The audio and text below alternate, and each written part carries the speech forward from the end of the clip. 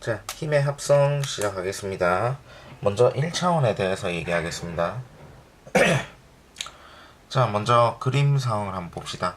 아이 두 명이 열심히 물체를 끌고 있는데 어른은 이렇게 힘을 가해가지고 물체를 끌고 있습니다. 근데 이 물체가 동일하게 움직였다면 이 두 아이가 미는 힘과 이 어른이 미는 힘이 같다라고 볼 수 있겠죠. 자, 그래서 합력이라는 거는 물체에 작용하는 모든 힘을 더해가지고 하나의 힘으로 만드는 것을 합력이라고 합니다. 또 요즘에는 알짜임이라고 하죠. 자, 그래서 이 두 아이가 한 이제 미는 효과와 이 어른이 미는 효과가 같죠. 그래서 이 두 개가 알짜 힘의 크기가 요 힘과 같다라고 이야기합니다. 자, 그래서 힘의 합성에 대해서 얘기할 건데요. 그러면은 얘는 어떻게 되냐?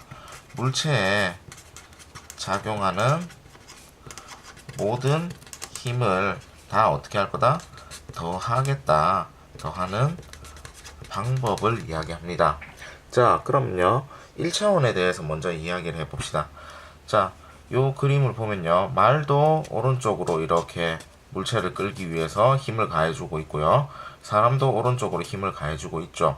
자, 힘이라는 거는 당연히 크기랑 방향이 있는 분리량이 있기 때문에 벡터량입니다.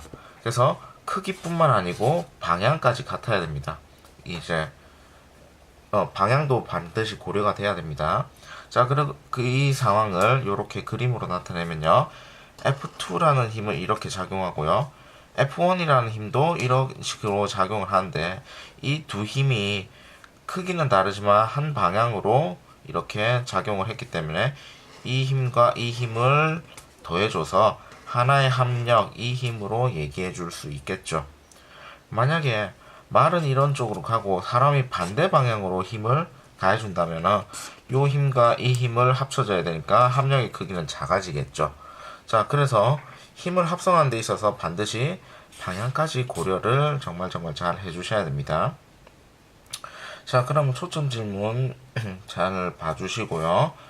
요 질문이 중요합니다. 합력이 0이면 물체는 정지해 있을까? 상황에 따라서 조금 달라질 수도 있을 것 같아요.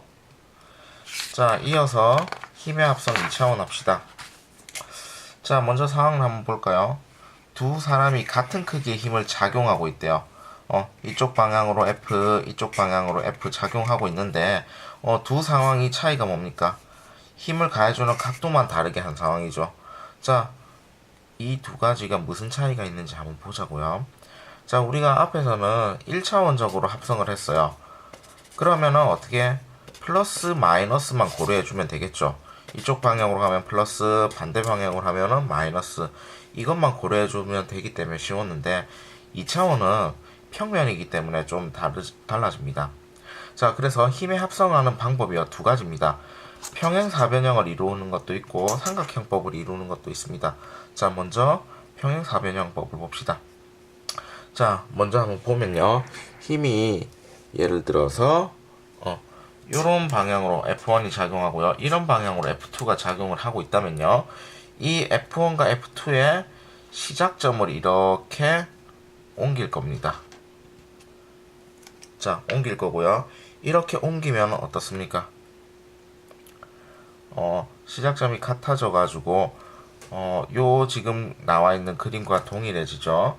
자, 그래서 설명과 마찬가지로 F2와 평행한 평행선을 이렇게 그어요. 그 다음에 F1과 평행한 평행선을 이렇게 그으면 어떻게 됩니까? 평행사변형의 제4꼭 지점이 만들어지죠.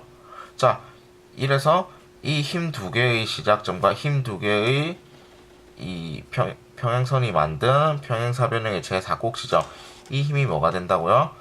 합력 또는 알짜임 벡터가 됩니다. 자, 이게 평행사변형법이었고요. 삼각형법은 간단합니다. 자, F1 벡터가 이렇게 있고요. F2 벡터가 뭐 이런 식으로 존재하면요. F1 벡터의 마지막 끝점과 F2 벡터의 시작점을 이렇게 일치해 줍니다.